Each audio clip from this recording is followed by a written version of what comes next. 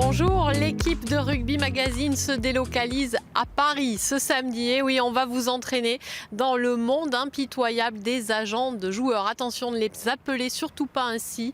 Vous devez les appeler agents sportifs. Vous verrez, la nuance est subtile. Qui sont-ils? Font-ils la pluie et le beau temps dans le milieu du rugby? Dossier spécial dans un instant, mais d'abord le sommaire. C'est la grande gueule du rugby. On a rencontré Jonathan Best, le capitaine de Béziers, avant son départ pour l'Algérie. Audrey Abadi sur tous les fronts. Vous allez voir que jouer au rugby pour une femme, ça se mérite. Mais d'abord, bienvenue dans le monde impitoyable des agents sportifs. Les hommes de l'ombre du rugby sont pour la première fois en pleine lumière. Le jeu est devenu un métier. Quand on donne X milliers d'euros par semaine à quelqu'un, c'est parce qu'on achète ses compétences. On ne fait pas de plus-value sur un être humain. Comme dans tous les milieux concurrentiels, des fois c'est un peu tendu. Il faut savoir aussi balayer devant sa porte. Il y a des agissements de certains agents sportifs qui sont parfois un peu limites. Le Top 14, un championnat qui en moins de 10 ans est devenu le plus attractif du monde.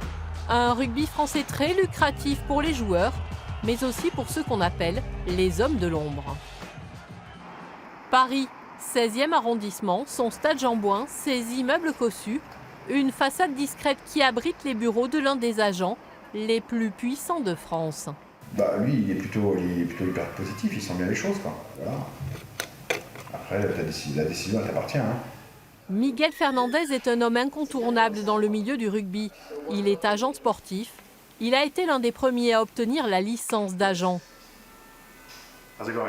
Quand je suis rentré dans ce milieu dans les années 2000, tout début 2000, je crois que c'était la saison 2000-2001, on était le diable, on avait des cornes, on avait une fourche et on était les gens les empêcheurs de tourner un rond. Et puis, il n'y a pas très très longtemps, un journal très connu dans le milieu du sport, et du rugby notamment, nous a qualifiés de fossoyeurs du rugby. Donc l'image n'est pas très très belle. Une image qui tient sans doute à l'ambiguïté du métier. Miguel Fernandez est agent sportif et non agent de joueur. Il est mandaté et payé par les clubs, entre 4 et 10% des salaires. Ce jour-là, Olivier Azam, entraîneur du Stade français, vient parler transfert. Les deux hommes se connaissent bien. Miguel Fernandez était son son intermédiaire, quand il était joueur. Des agents sportifs qui gagnent raisonnablement bien leur vie, il doit y en avoir une douzaine, une quinzaine, je pense. Aujourd'hui, le rugby professionnel en Europe se fait au Royaume-Uni et en France, donc le marché est très très petit. Et l'économie, et c'est la conséquence de ce marché-là, est très petite. Donc aujourd'hui, je ne pense pas que l'économie du rugby puisse supporter, un modèle économique type football avec un système de transfert. Le Top 14 vient pourtant de s'offrir son premier gros transfert, celui de Louis Picamol de Northampton à Montpellier. 2 ans de contrat racheté plus d'1 million d'euros par le club héroltais. Et celui qui a servi d'intermédiaire et de conseil, c'est Miguel Fernandez. Et on a appris à se connaître avec le temps et donc c'est vrai qu'aujourd'hui, c'est mon agent, mais c'est aussi avec quelqu'un avec qui j'échange sur autre chose aussi que le rugby. Et donc voilà, ça nous aide à prendre les bonnes décisions pour ma carrière. Didier Chouchan est un petit nouveau dans le métier. Ancien joueur, double champion de France avec Biarritz, il a obtenu sa licence d'agent l'an passé. Et même quand on fait partie de la famille rugby, tous les coups bas sont permis. Et les expériences difficiles, des joueurs qu'on lance jeunes, petit à petit, puis au bout de 5 ans, quand ils sont au plus haut niveau, d'autres agents qui arrivent en leur faisant miroiter tout un tas de choses. Et sur 1 ou 2 cas, les joueurs ont eu la mémoire courte et ils sont allés avec d'autres agents. L'an passé, 10 agents ont été sanctionnés pour manquement à l'éthique. Des sanctions qui vont du simple avertissement à la suspension de licence. Des agents, chaque année plus nombreux, attirés par un sport dont l'économie est en pleine explosion. Lui n'a pas eu besoin des services d'un agent pour signer à Béziers. Il s'est vendu tout simplement sur le bon coin. Et oui, ça a le mérite d'être original. Jonathan Best fait partie des grandes gueules du rugby. À 35 ans, il revendique sa différence. Il revendique aussi sa liberté de parole. Et encore une originalité de sa part. Il vient d'être sélectionné pour la toute première fois avec l'équipe d'Algérie. C'est l'invité de Rugby Magazine. Bonjour Jonathan, je sais que tu es joueur, donc on a un petit jeu. Je te laisse le découvrir. Il faut piocher les questions aléatoires et tu tombes sur ce que tu veux. Oui, vas-y. Donc la question c'est l'ASBH peut-il redevenir un grand club? L'ASBH est un club qui a toujours été un grand club historiquement. Moi, clairement, quand j'ai signé ici à Béziers, mon père m'a dit moi j'aurais toujours rêvé, adoré jouer à Béziers, alors que mon père a joué dans les années 80. C'est dire si quand même la portée du club de Béziers dure depuis quelques années. Après, redevenir financièrement, économiquement, on sait très bien qu'une ville comme Béziers aura du mal à lutter contre les grandes agglomérations, que ce soit Toulouse, que ce soit Bordeaux, que ce soit Montpellier. Donc voilà, je pense qu'il faut être capable de se dire que Béziers, c'est une équipe qui jouera les premiers rôles en Pro D2, avec peut-être dans l'avenir une montée en top 14. Après, pour jouer les premiers rôles en top 14, il y a encore un fossé d'écart. Hein. Pole dance ou rock'n'roll, c'est rigolo parce que justement hier soir sur mon Facebook, j'ai repartagé la vidéo de pole dance qui avait fait un peu le buzz. Un peu le buzz, ouais. Ouais, parce que c'est vrai que j'ai mal vécu mes derniers mois à Grenoble, donc j'essaie de faire parler de moi un petit peu différemment, avec notamment cette vidéo de pole dance qui a fait un peu le tour du monde. C'est vrai que les dirigeants de Grenoble en ont un peu voulu de passer un petit peu à côté de ce qui se passait de rugby. Moi j'avais l'impression que c'était une façon de détourner l'attention, de ne pas parler des résultats de Grenoble qui étaient très très mauvais et de se dire bah voilà, on va parler de toute façon différente de Grenoble, une communication plutôt positive. Après, pour ce qui est du pole dance, c'est un exercice beaucoup trop compliqué pour moi. Ça a progressé? Pas trop, non. Disons que j'y suis allé qu'une fois et j'ai arrêté. Ton rêve le plus fou? Je pense que c'est par rapport à mon histoire personnelle. J'ai un grand frère handicapé. Et mon rêve le plus fou, ça aurait été de pouvoir jouer au rugby, de partager ça avec lui, le rugby. Parce qu'il y a beaucoup de fratries, de frères qui ont joué ensemble au rugby.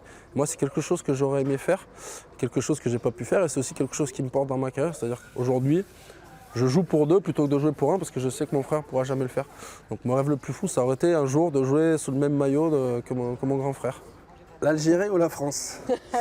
Il y a Lambou Médienne qui m'a appelé en me disant écoute, on sait que ton papa est né en Algérie, est-ce que toi ça te tente de jouer pour la sélection? On est au début d'un projet, puisque la fédération algérienne vient d'être reconnue officiellement. Et je crois que l'objectif à terme, c'est de pouvoir qualifier un jour l'Algérie pour la Coupe du Monde. Et moi aujourd'hui, je vais en sélection d'Algérie. Je suis considéré peut-être comme un joueur pas légitime, donc c'est assez rigolo. C'est un peu quand même voilà. Et puis ça me permet aussi quand même de boucler un peu l'histoire avec ma famille qui a quitté l'Algérie, on va dire pas forcément de façon décidée. Et ça va permettre un peu de découvrir où ma famille a vécu, où toute cette famille a grandi, et comprendre aussi mon histoire personnelle. Le bon coin ou les brocantes? Moi, le but, c'était de dire qu'aujourd'hui, voilà, le rugby il a changé, les joueurs sont devenus des marchandises. Et qui dit marchandise dit forcément quand tu veux te vendre, tu passes par le bon coin. Surtout une marchandise d'occasion, comme je pouvais l'être à l'époque. Mais au départ, c'était pas avec de mauvaises intentions. Le but, c'était surtout de me dire voilà, j'ai 34 ans, qu'est-ce que je vais faire l'année prochaine? Et même si j'ai du mal à jouer du côté de Grenoble, je vais essayer de me faire remarquer différemment et peut-être qu'un club se manifestera. Merci Jonathan. Je t'en prie. Elles sont très loin des paillettes de la capitale du milieu des agents. Elles n'en ont pas besoin. Il est l'heure de retrouver les filles du Blagnac Rugby féminin, l'épisode 3 de notre feuilleton. Des filles qui se battent pour obtenir un statut semi-professionnel. Alors en attendant, il faut travailler la journée, s'entraîner en soirée. Portrait d'Audrey Abadi, signé Sophie Pointer et Jean-Pierre Duns.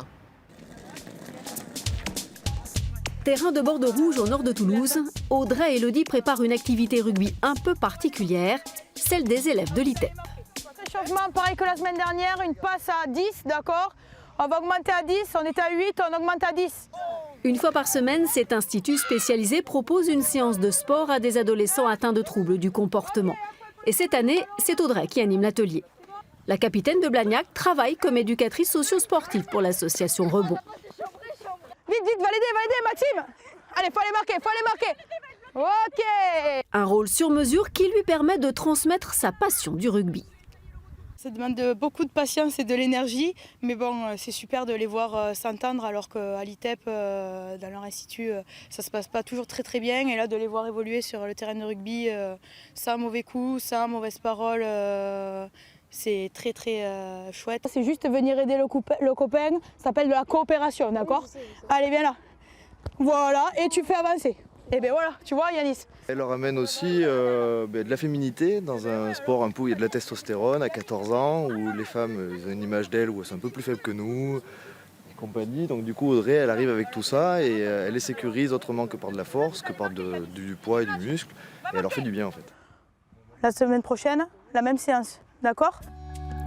Après les garçons, direction Bellefontaine pour l'initiation rugby aux jeunes filles des quartiers. Chaque semaine, Audrey consacre 35 heures à son activité d'éducatrice, un planning que son employeur accepte de moduler. Il faut qu'elles puissent avoir des emplois du temps aménagés parce qu'effectivement elles ont beaucoup de contraintes sportives, que ce soit internationales mais aussi en club, plus la préparation physique, plus les entraînements. Sinon ça devient très très compliqué de tout faire, mais je pense qu'il faut qu'il y ait vraiment un statut de semi-professionnel qui se crée pour ces jeunes femmes qui font du rugby à ce niveau-là. Mais ce statut est toujours dans les cartons de la Fédération française de rugby. Alors en attendant un vrai contrat fédéral pour les internationales, c'est encore le système D pour Audrey, malgré quelques progrès. Sur la préparation de la Coupe du Monde, ils avaient mis en place le projet externalisé qui nous permettait d'être libérés une journée complète. Ça aide vraiment beaucoup. Là, je ne sais pas ce qu'il en est, donc on verra bien, mais effectivement, avoir des petits temps de récupération pour mieux se préparer, ça manque un tout petit peu. Entre les exigences de l'équipe de France, les ambitions top 8 de Blagnac et les journées de boulot, la récupération, ce n'est pas pour tout de suite, Audrey. Il est temps pour nous de quitter Paris, sa tour Eiffel et ses bords de Seine. Merci beaucoup d'être fidèle à Rugby Magazine. Je vous laisse avec les insolites du net. Je vous dis à samedi prochain. Le soleil, moi je mettais toujours en match ça. Ouais. Vous le faites plus maintenant, on ne mettait plus les lunettes. À l'époque on le faisait ça. Il y avait trop de soleil, première mi-temps tu avais le soleil, à Perpignan chez toi, hop on mettait les lunettes. Eh oui, oh oui, tu l'as entendu. Le slip, les lunettes. C'est les lunettes, la différence, t'as pas vu.